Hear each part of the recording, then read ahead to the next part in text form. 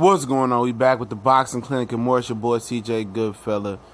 Back on the boxing grind. Let's get right into it. Jessie Vargas says that he wanted to fight Amir Khan, but Amir Khan didn't want to fight him, I guess. And that he's on track to fight Adrien Broner again in a rematch after their controversial, draw. And, that's what he about to do. I'm not sure where they going to fight at, because Jessie Vargas, after the fight, said that he wanted to fight, somewhere on the West Coast, I believe. I think of Vegas, he said, and Broner said he wanted to fight Jessie Vargas in Cincinnati. But they about to, heard they close, according to the article, link in the description, a couple other sources I heard. They close to finalizing the deal for a rematch. I don't know if it's going to be at 144 or another catch weight, or 147 pounds. But it was an entertaining, it was a close fight. So, I guess they're ready to do it again. So, it's a good fight. It's a meaningless fight.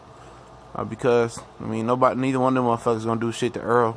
And Broner ain't joining the World Boxing Super Series tournament at 140. This was kind of sanctioned by WBC at a catch weight, so I don't understand why.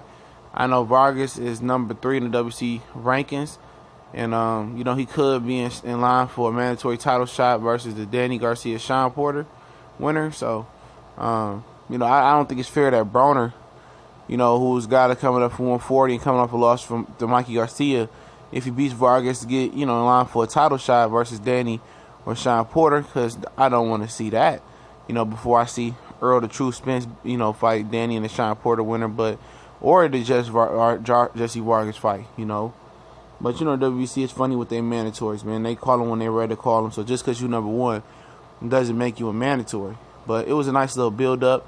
I'm not sure, what card this fight, what time, this fight gonna fall on, as far as it's gonna be August, September. I'm hearing Danny Garcia, Sean Porter, August 25th or September 1st. So whatever date that fight probably don't take, this fight might take. And I'm not gonna be so sure it's gonna be at the Barclays Center. I know the Barclays, I don't know what they got going on in the summer, which they apparently got 2 open dates. So maybe Broner and Vargas could take the other date, or maybe they could combine Broner and Vargas and put it on the Danny and Sean undercard. I think that would be nice, but I think Broner's cockiness, wouldn't allow them to put him on the undercard. So it'll be interesting to see where the fight falls at. If it falls at the Barclays Center again, or if it falls, on the West Coast somewhere. I wouldn't say it's a highly anticipated rematch, but people want to see Broner fight. And, how would I think it go in a rematch? Jessie Vargas to be one more fight heated up too. He hadn't fought in the long time since he had fought, I think, Aaron Martinez in December. Then he come back in April fight Broner. I think if he fought in August again, he'll be more in a rhythm. I think he'll be a tough out. Broner, another fight with Kevin Cunningham. And I heard Kevin Cunningham, because I was at the fight, and I didn't hear what he was saying in the corner, was cussing Broner out, begging Broner in the corner to throw more punches.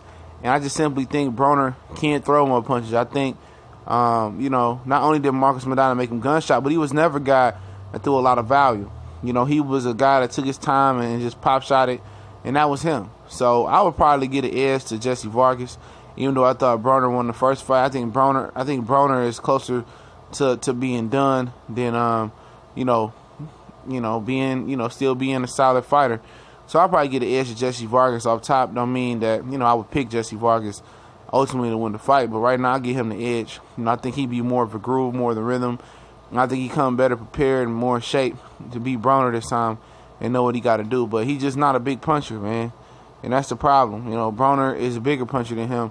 Vargas just can't punch. He can't crack an egg. He just a punch. He might be a step or two above Poimanaji in the punching category, and that's his biggest problem, man. Just can't punch.